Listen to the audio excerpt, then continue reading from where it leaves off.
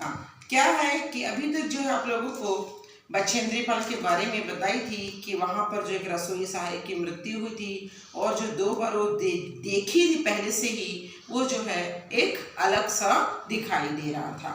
अब हम लोग आगे बढ़ते हैं कि देखो पेज नंबर 24 में डाउन टू सेकेंड पैरा, नहीं डाउन टू लास्ट पैरा में देखो, हिमपात अपने आप में एक तरफ से बर्फ के खंडों का अव्यवस्थित ढंग से गिरना ही था।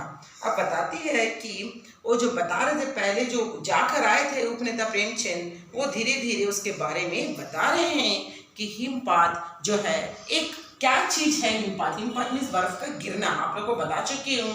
तो ये क्या है, बर्फ जो है एक ढंग से नहीं गिरता था, एक अव्यवस्थित ढंग से गिरता था। उसके बाद हमें बताया गया कि ग्लेशियर के बहने से अक्सर बर्फ में हलचल हो जाती है। ग्लेशियर मीन्स बर्फ का जो है नदी, वो उसके चलने से जो है बर्फ में हलचल, यानी बर्फ इधर उधर चला जाता था, जिससे बड़ी बड़ी बर्फ की चट्टानें तत्काल गिर जाया करती थी और अन्य कारणों से भी अचानक प्राय खतरनाक स्थिति धारण कर लेती थी। सीधे धरातल पर दरार पड़ने का विचार और इस दरार का गहरे चौड़े हिमविदर में बदल जाने का मात्र ख्याल ही बहुत डरावना था। हिमविदर मीन्स बर्फ में दरार पड़ना। उसका मतलब क्या है कि बर्फ जो है बीच बीच में कट जाता था, जिसके कारण आगे रास्ता भी दिखाई नहीं देता था और ज़्यादा तेज ढंग से बर्फ के गिरने से धरातल मीन्स पृथ्वी शायद 2 भागों में बंटने की जो है उसका भी आसार नजर आते थे। इन सब चीज़ों को सुनकर जो है बछेंद्री पाल को लग रहा था कि सही में बहुत ही डरावना ख्याल उसके मन में आया। फिर बोली, इससे भी ज्यादा भयानक इस बात की जानकारी थी कि हमारे संपूर्ण प्रवास के दौरान हिमपात लगभग 1 दर्जन आरोहियों और कुलियों को प्रतिदिन छूता था। और एक समाचार को क्या मिला कि इस जो है प्रवास में, यानी इस पर्वत पर जाने के लिए जो है जब जाते थे तो कम से कम हर दिन 1 दर्जन मीन्स 12 लोगों से भी अधिक लोगों को जो है बर्फ गिरता था और किसी न किसी तरीके से चोट लगता था।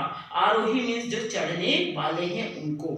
फिर बताती है ये जो है, फिर उसके बाद जो दूसरे दिन के बारे में बता रही है कि दूसरे दिन नए आने वाले अपने अधिकांश सामान को हम हिमपात के आधे रास्ते तक ले गए। फिर बोलती है, हम अपने आधे सामान को जो है लेकर गए।